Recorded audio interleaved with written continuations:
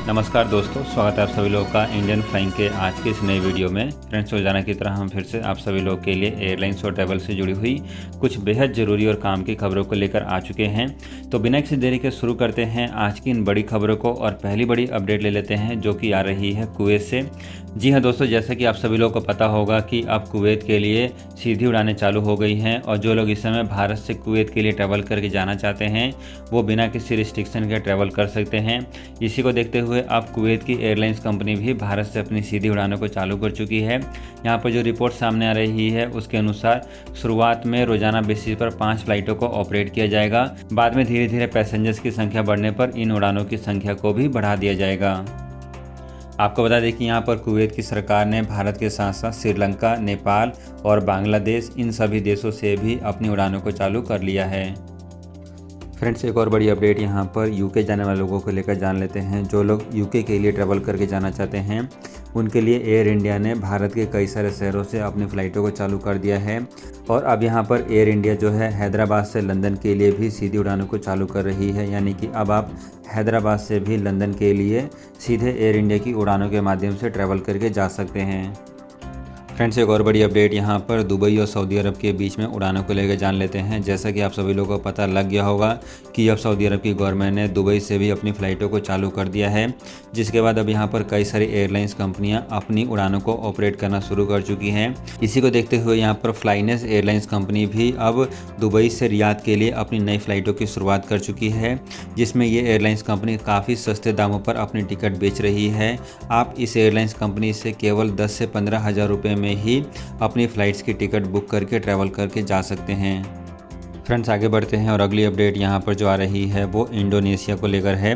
आपको बता दें कि जो लोग अब इंडोनेशिया से ट्रैवल करके दुबई या फिर यूएई ट्रैवल करके जाएंगे उन सभी लोगों को GDRFA या फिर ICA का अप्रूवल की ज़रूरत नहीं है। जी हाँ दोस्तों, यहाँ पर यूएई की गवर्नमेंट के द्वारा एक नया नियम लागू कर दिया गया है, जिसके तहत अब इंडोनेशिया से आने वाले लोगों को GDRFA या फिर ICA का अप्रूवल लेने की कोई भी ज़रूरत नहीं है। बात करें यहाँ पर भारत के बारे में, तो जो लोग भारत से ट्रैवल करके जा रहे हैं और यदि वो रेजिडेंट वीज़ा पर ट्रैवल कर रहे हैं तो उनको GDRFA या फिर ICA का अप्रूवल लगेगा, तो ही वो इस समय भारत से दुबई, अबू धाबी या फिर शारजा के लिए ट्रैवल करके जा सकते हैं। फ्रेंड्स, एक और बड़ी अपडेट यहाँ पर एयरलाइंस कंपनियों के टिकट प्राइस को लेकर जान लेते हैं। आपको बता दें कि इस समय एयरलाइंस कंपनियाँ अपने टिकटों को काफ़ी महंगे दामों पर बेच रही है। यहाँ पर आपको बता दें कि अब इंटरनेशनल फ़्लाइटें कुल मिलाकर नॉर्मल बेसिस पर ऑपरेट होना शुरू हो गई हैं, लेकिन इसके बावजूद भी एयरलाइंस कंपनियाँ अपने टिकटों को काफ़ी महंगे दामों पर बेच रही है। इसके पीछे जो कारण बताया जा रहा है, जो कि मीडिया रिपोर्ट से जानकारी मिल रही है, उसके पीछे जो कारण है वो ये है कि एयरलाइंस कंपनियों को कोरोना वायरस से काफ़ी ज़्यादा नुकसान हो चुका है और उस नुकसान की भरपाई करने के लिए इस समय एयरलाइंस कंपनियां अपने टिकटों को महंगे दामों पर बेच रही है। यदि आप इस समय भारत से किसी भी दूसरी कंट्री में ट्रैवल करके जाना चाहते हैं और आप किसी भी एयरलाइंस कंपनी की टिकट के बारे में जानकारी ले सकते हैं, आपको वो फ़्लाइट टिकट नॉर्मल फेयर से काफ़ी ज़्यादा महंगा मिल रहा है। इसके पीछे सबसे बड़ा कारण यही है कि एयरलाइंस कंपनियां इस समय काफ़ी महंगे दामों पर अपनी टिकटों को बेच रही है, ताकि इन एयरलाइंस कंपनियों को जो भी कोरोना वायरस से नुकसान हुआ है उस नुकसान की वो थोड़ी बहुत भरपाई कर सके। फ्रेंड्स, एक और बड़ी अपडेट यहाँ पर इंटरनेशनल पैसेंजर्स को लेकर ही आ रही है। जो लोग इस समय यूएई के लिए ट्रैवल करके जाना चाहते हैं उनके लिए यूएई की एम्बेसी जो कि न्यू दिल्ली में है उसने जानकारी शेयर करी है।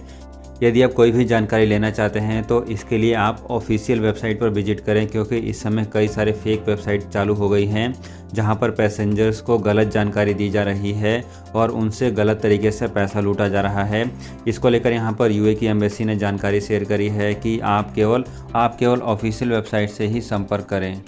तो फ्रेंड्स, यदि आप इस समय इंटरनेशनल फ़्लाइटों से ट्रैवल करना चाहते हैं और आप जेन्युइन जानकारी लेना चाहते हैं तो आपके पास यहाँ पर 2 रिलायबल सोर्सेस हैं। पहला, आप एयरलाइंस कंपनी से संपर्क कर सकते हैं। एयरलाइंस कंपनी का कॉल सेंटर नंबर या फिर उनके ट्विटर हैंडल अकाउंट से उनसे कॉन्टैक्ट कर सकते हैं। दूसरा, आप एम्बेसी से संपर्क करने के लिए आप उनके ऑफिशियल वेबसाइट पर विजिट कर सकते हैं। तो फ्रेंड्स, ये थी एयरलाइंस और ट्रैवल से जुड़ी हुई आज की कुछ इंपॉर्टेंट अपडेट।